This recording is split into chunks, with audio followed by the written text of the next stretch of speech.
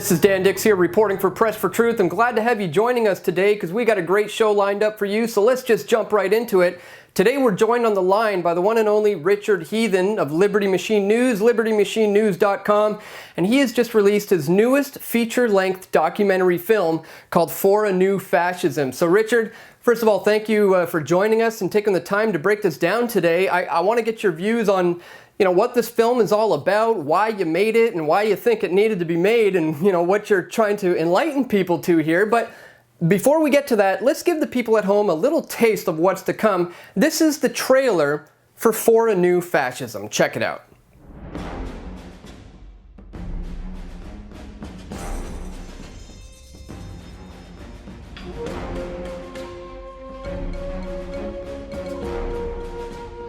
Communist terrorism is a worldwide phenomenon. America was never great. We need a revolution. We don't need to vote for this system. We need to overthrow it. In the more advanced areas of the Western world, there were no economic Marxist revolutions. But instead, we have a different phenomenon. There was a transformation of Marxism into cultural Marxism. So the cultural Marxists developed a strategy that has come to be identified as a gradual march through the institutions, which means that you gradually try and influence Western thinking about the family, about Christianity, about what is the proper education, and they began to infiltrate the legal system, the bureaucracies of the government, the education system, the churches, and so on. Universities in the Western world are mini Marxist states. Something that most people don't understand about fascism is it came about as a reaction to communism. Fascism didn't just grow up on its own as this totalitarian doctrine of putting the boot to everyone.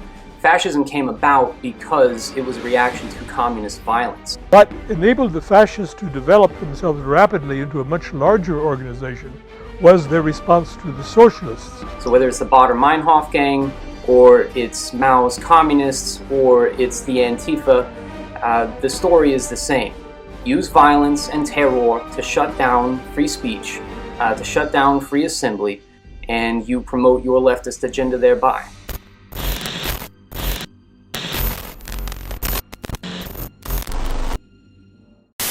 The leftist agenda. Well, it has been exposed indeed, and I must say it's been done with great theatrics. It's, you got a lot of good cinematography going on in this film, but beyond that, the information is solid, bang on, and on point, and very timely and topical. So, first of all, maybe you could start us off by telling us a little bit about, briefly, what the film is actually about, and then we can get into why you made it and why you think people need to see this.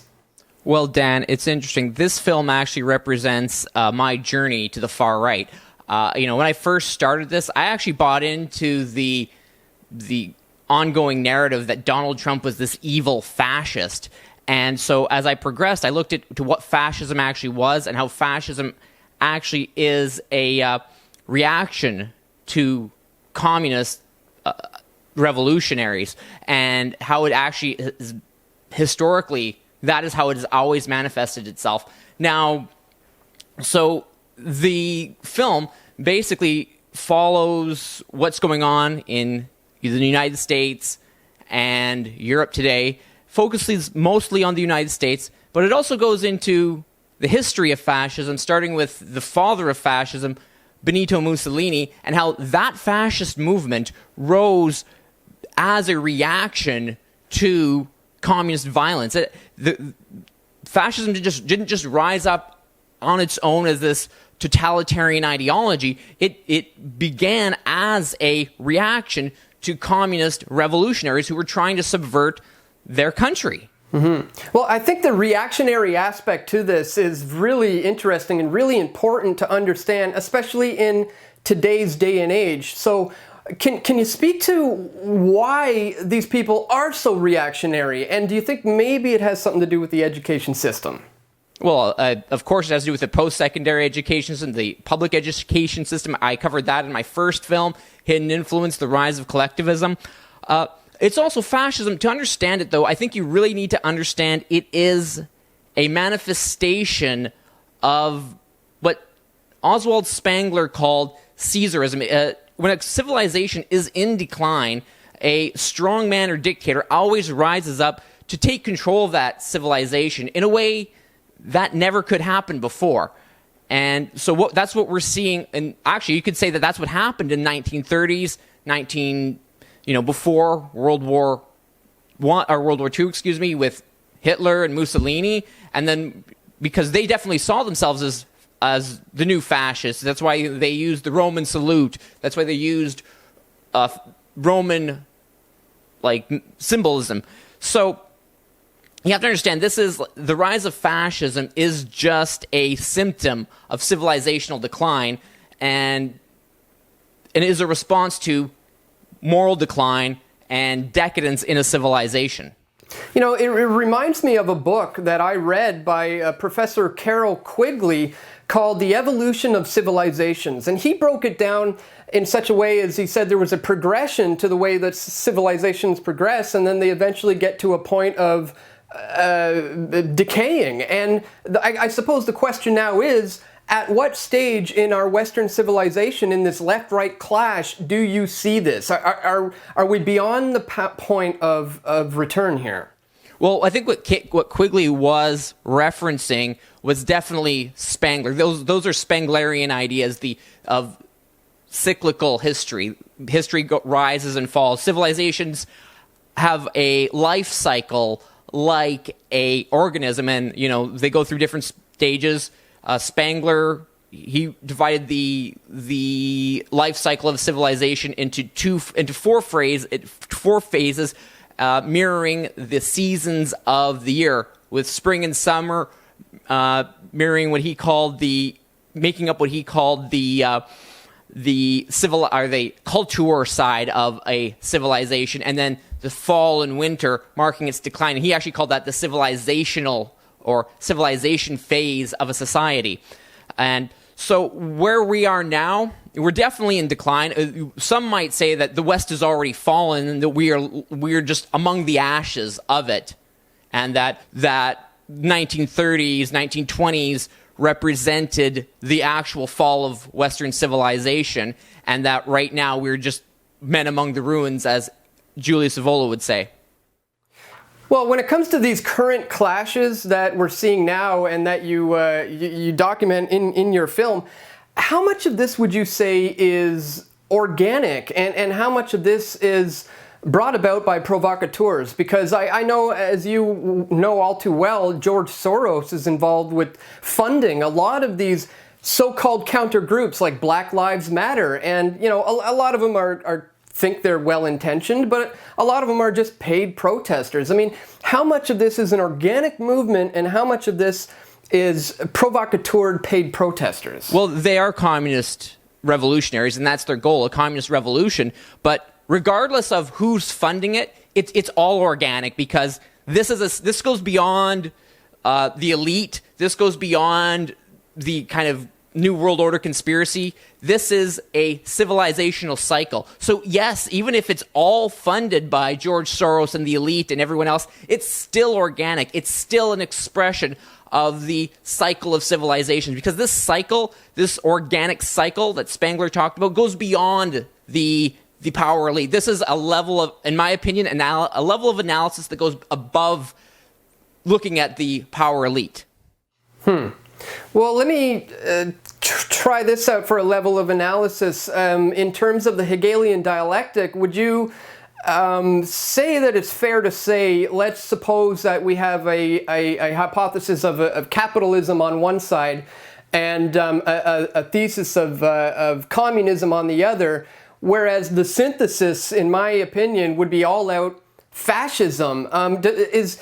Is that how you see it as well? Does it seem like there's been a clash of civilizations here on purpose, order out of chaos, if you will, in order to provide the solution, which, as you say, is going to be fascism in the end? See, I actually don't think that. I actually think that fascism is a strategy of a civilization in crisis, a civilization trying to defend itself. Because let's be real, Dan, there's no possibility of a libertarian social order that, well, these Marxist provocateurs are able to march through the streets and without challenge. Like, if you look at Chile, Augusto Pinochet, there was a period of a dictatorship, but in the end, he relinquished power and left his society better off than it was when he got it, because there was literal communist violence, communist revolutionaries seizing factories, trying to take control of the means of production,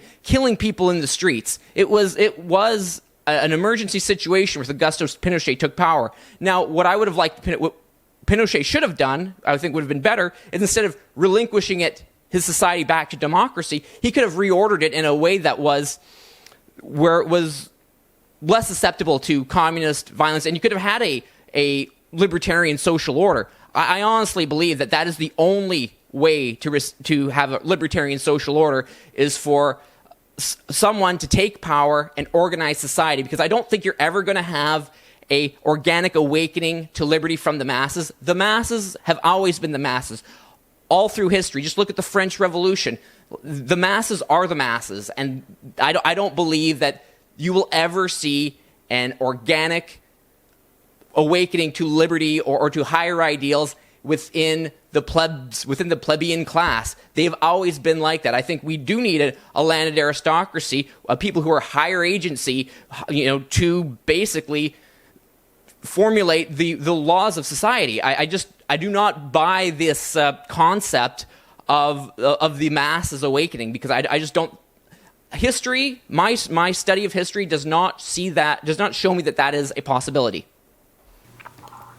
Okay, well, having said that, I mean, it would seem to me that we need to focus more on solution-oriented matters then, and try to educate people as to free market solutions and things like Austrian economics and things of that nature. Is that what you would put forth as a solution to deal with this? Because in my opinion, I got to be honest, looking to the government to solve the problems of the government, I don't think is necessarily going to do it. Voting for that next guy to do this is proven by its own track record to not really work out. Voting so well doesn't work. Now, look at Donald Trump.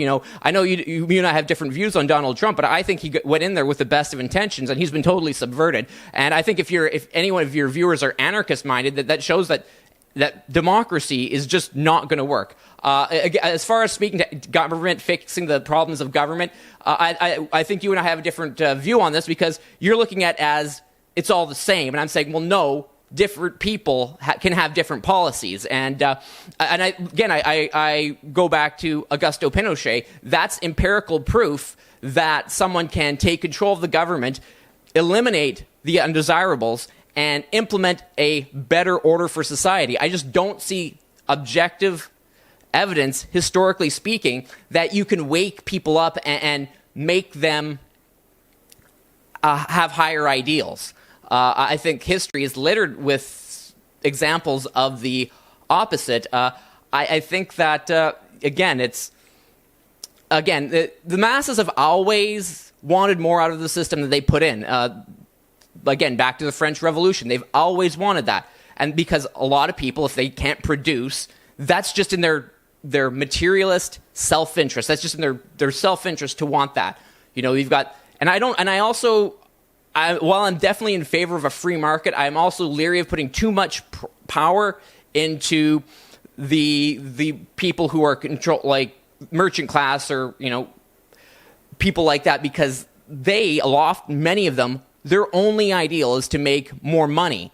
And not there's anything wrong with making money, but there needs to be something because if you allow them free reign, they're going to do what they've done, which is create monopolies, create a system where they benefit at the expense of everyone else, and you no longer have a free market. So I don't have any perfect solution. I don't believe there is a perfect solution. I think every system is flawed because of one thing: human corruption. We're all fallen. We're all corruptible human beings. But I do believe there are certain people among us who are more noble than others. And I think it's better to give them power than to give power to the people who are less noble. Well, I would have to agree with you there. And, on that note, I do think that knowledge is power and information is key at this stage in the game. And so that's why, I'm very appreciative of your efforts to produce this documentary film. I mean, I know what it goes into, the amount of work and money and effort and time that it takes to produce something like you did. I watched the thing last night, ladies and gentlemen, in full. And it's quite the work that you've banged out there. So, you've basically summed up what we're talking about in your film really eloquently. So if people want to see this, what's the best way for them right now to be able to view For a New Fascism? Well, you can go to my website. It's on the front page of my website, For a New Fascism. You can find it on Gumroad. You can stream it for $3 for rent on HD. You can also pay for a digital download, $9.99 Canadian. I would recommend everyone watch it. I don't imagine that a lot of people watching this are going to be shocked. They're not going to understand my views, but I would ask them to take a look at it anyway, to just challenge themselves. Because guess what? I started out as a normal, principled libertarian, but I changed my mind. I changed my opinions based on reason, logic, and evidence, based upon the information available to me. So that's all I have to say about that. Well, that's commendable. And I mean, quite honestly, that's what you're attempting to do with your film, as you should be, is to change people's minds moving forward so that we have a better future, so that we have a better world, and we don't move into this, fascist, endgame that we can see coming down the road. But as we said, if we raise enough education and we get this information out there, hopefully we can slow this thing down as much as possible and free as many minds before they get totally mashed. So once again, I really strongly encourage people to check the links in the description below to where you can watch the film. I watched it last night. It's simple. You put in your credit card, you put in your number, you hit watch now, and bam, all of a sudden you're streaming in high quality. It's a great way to show your support. I strongly recommend you do it. And Richard, on that note, man, you got any final thoughts on what the people of Canada, America, and the world need to think about moving forward here under Donald Trump,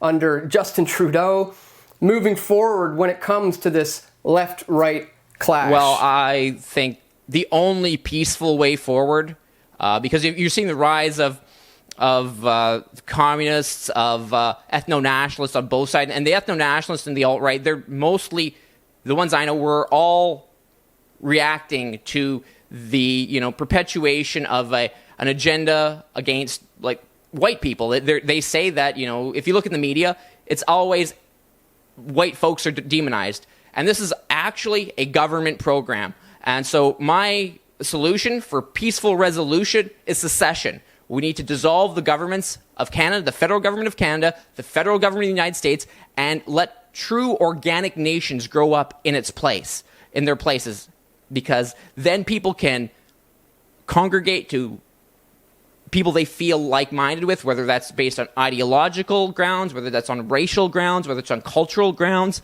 and then we can have a peaceful resolution. But we need secession. And just like in Europe too, they need to get rid of the European Union.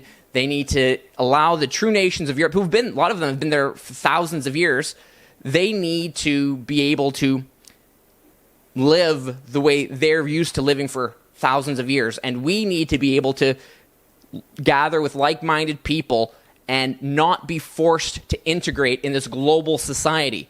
The only way forward, the only peaceful resolution is the dissolution of overarching federal governments that are trying to force people to interact who don't want to interact. If you look at the alt-right, they call for they want their ethno-nationalist movement, their ethno-state, and why shouldn't they have an ethno-state? If you're forcing them to interact with Black Lives Matter, that's just going to cause trouble. These two groups, they don't want to be close to each other. They want to be apart, so they should be allowed to be apart. Yeah, I agree, man. It all boils down to decentralization in a nutshell. Secession, secession, secession. I think everyone should secede. In fact, I'll take it one step further. How about we secede to the point of having 7.5 billion individual governments on this planet? I think we can get there. Yeah, I would have to agree. That's the ultimate solution. And yeah, let's just take it to the ultimate. Succeed entirely from the system as an individual yourself. Global non-compliance is where it's at, ladies and gentlemen. So once again, Richard, thank you so much for breaking this down for us. Again, ladies and gentlemen, I strongly recommend the film. Links are located in the description below. LibertyMachineNews.com is the website. Take care, man. Keep up the great work. Bud.